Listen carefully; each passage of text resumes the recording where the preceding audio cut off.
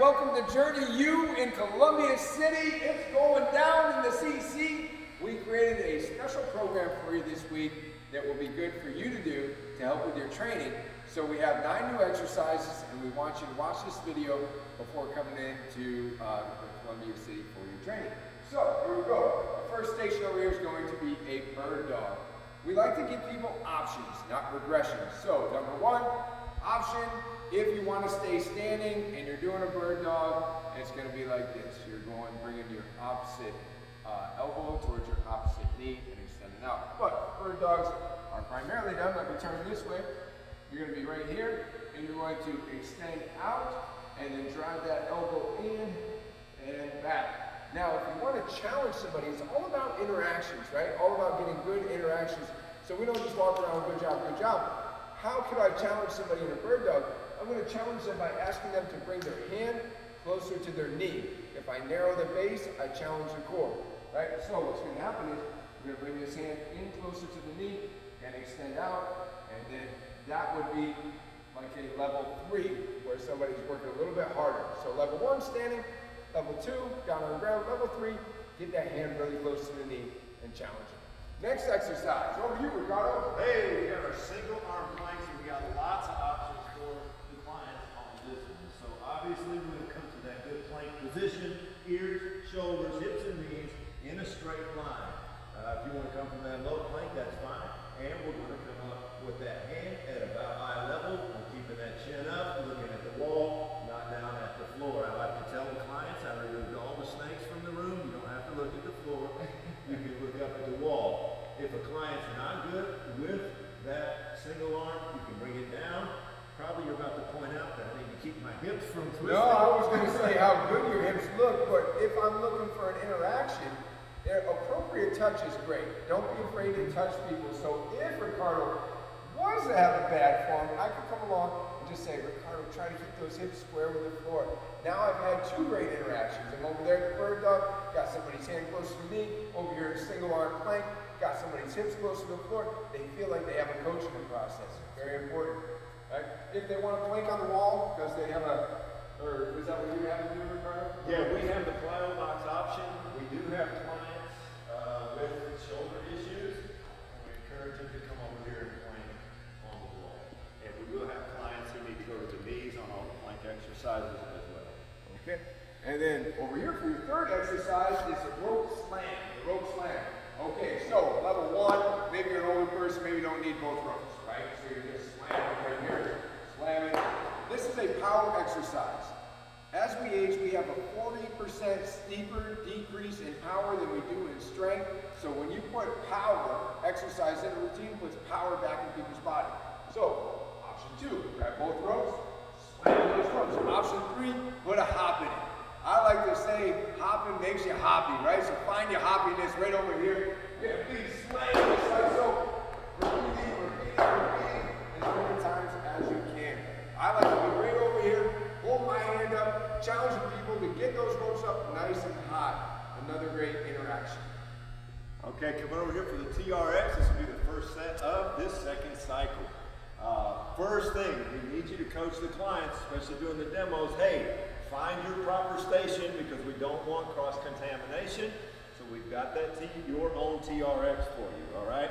We want the TRX at that fully extended version, which they currently are. We're going to take the TRX and come out, lean back. We're keeping that ears, shoulders, hips, and knees in a straight line. And I'm going to squat down and take that row. I'm bringing that row, rotating my fist as I bring it up. Okay, squat and row. If they would like to progress this, we'll add a challenge. They're going to keep their feet closer to the anchor point, and that's going to make the row more challenging. You could have, even with some of our more advanced clients, progress that to a single leg squat and row. Obviously, the further your feet are away from the anchor point, the easier that is for them.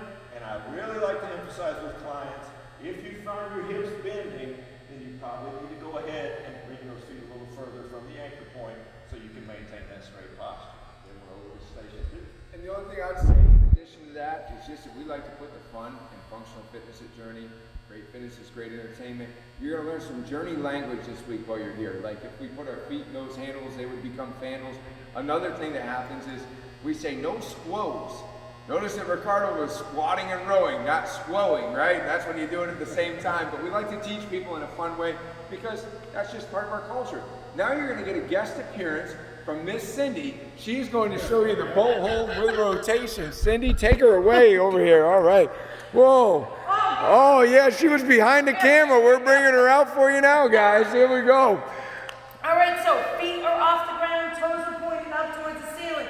Hands right up here, nice and high. Sit right up, opposite elbow to opposite knee. Get that rotation all the way right back out. Try to resist, touching those feet to the ground, coming all the way up. Now, if you have clients that have bad back, you can come all the way up, keep one foot on the ground, do that rotation, come right back down, and then do that rotation just like this. If it's inappropriate for them at all to have their feet up, they can simply keep feet down and then do their rotation just like that with both feet on the ground. Or standing bicycle, but great job, Cindy. There we go. Thank you. All right. All right, back at it. All right, we got our burpee. It's 5 a.m. session. You'll hear people moan when you announce it. Yes. And I love it. So I tell them burpees for breakfast make you better all day, all right? Also, I love to say burpees make you skinny. They don't believe either one of those, but I tell them anyway. So the burpee, of course, is coming up onto the hop, all the way down to the ground, hitting that chest off the ground, and coming right back up. As Travis taught me, the secret to the burpee is to do what you can, not what you can't. So if you need to come down more slowly and step it out, that's fine. You can eliminate the push-up if need be. Eliminate the hop for any ankle or knee issues and come to the calf raise instead. For the clients that are not getting down on the floor at all, we're just going to come right to that squat and up to the calf raise. All right. And we want to see you. We want to see you this week. We want to see, even if it's just coming alongside somebody and doing a few burpees with them, we want those interactions. So now, back to the beginning over here. Here we go. The kettlebell deadlift. Wow, we can talk for a while about deadlift. We're going to do a whole workshop on deadlifts, but I won't do that to you. Here's what we're going to do. Chest up, shoulders back. Okay? Chest up, shoulders back, because we don't want to see any rounded backs, right? That's bad back commercials, right? So, chest up, shoulders back, and we're going to keep a slight bend in our knees, and we're going to come down. Now, one thing I like to do is I like to teach people. I like to feel like people are walking away like, wow, I learned something today. So sometimes I'll even challenge my group. I'll say, hey, reach for your toes real quick. And they'll be like, okay, this is as far as I go. Well, then your weight should not go any further than that, right? Because now you're already setting yourself up for failure, setting yourself up for an injury, if you're trying to take a weight further than you actually have a range of motion to go. So make sure that whatever range of motion you got, that's what you're deadlifting. You might have to squat it to pick it up, shoulders back, chest up, coming down, getting that hip hinge. Many muscle guys, gym rats, people that spend all their time, they think that this is a deadlift. They just do all this, right? No, right? That's a squat. Deadlift is about a hip hinge with hip extension, right? So make sure they're getting that hip hinge, hip extension. If somebody does have a bad back and shouldn't hold weight, we call these a good morning. They can just do these, or they can just throw their arms out for a good stretch and just work on that hip hinge, hip extension. Over you, Coach. Okay, we got our next to last set. We got the jam ball slams. Jam balls are right there. We have from 8 all the way up to 40 pounds.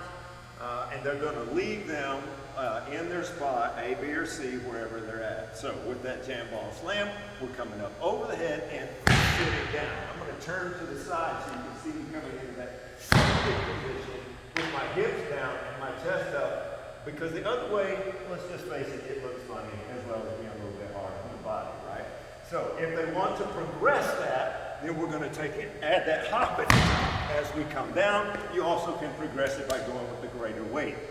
We really emphasize the my zones here. So even during demos, I'll say, if you want to progress that, add that hop and watch your heart rate soar into the yellow and red on the monitor. If you want to give them another option, obviously we lighten up the weight, which we can do no weight depending on the back. And we can just come right here to that wood chop and do that wood chopping motion if that slamming is too much for them. Great point, Coach. Great point. My zones are a great way to coach people. Say, hey, come on, we're down to the blue or the green. Let's try to shoot for the yellow. Another great way to coach people is, hey, we got 35 seconds on the clock. How many do you think that we can get of these squat, curl, and presses? How many do you think that we can get 35 seconds, right?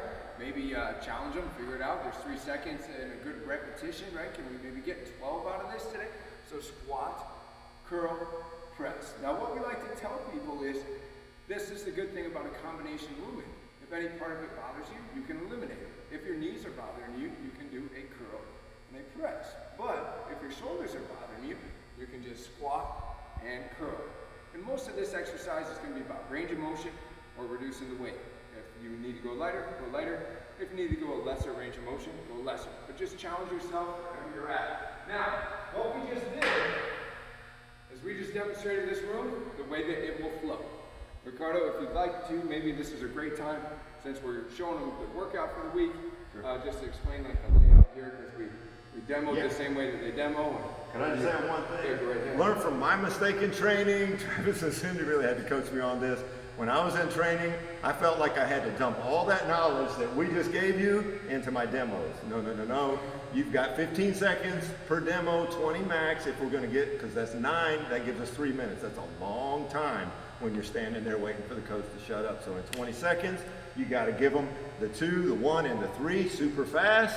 And realize you don't have to get it all in there, because during the 35 seconds, that's when you can go in and add some of those coaching cues. So learn from my mistakes, don't be like me. That's really good. Really good point. Really good point. Yeah, definitely. Definitely, it's all about getting the people into the workout and not spending too much time. All right, Ricardo. Okay, so when I should start, we will be up front. We do our warm-ups from here. Break down, ha! Break down, ha! Break down, ha! As I say that third ha, I start moving toward the soundboard. I'm Ricardo. I'm going to be your coach today. I point to the first person, and I hit this button right here that I can show you. And it kills the sound so everybody can hear the names. They go and snake around the room saying their names. And while they're doing that, I make my way over to the first station. At the first station, I usually will try to get everybody's attention focused back here with the good old claps, right? Give me 1 clap, 2 claps, 5 clap. All right, our first exercise is the ropes. Over to you, coach, for our second exercise. And then he will demonstrate, and then he'll say, and the last one, and he'll kick it over to me. When I'm done, because this is our first cycle, I'll say, and that's your first cycle, over to you, coach, for the second cycle. And we kick it to the TRX, then to the middle, then to the end, and the same thing happens. That's the second cycle. Over to you, coach, for the last cycle.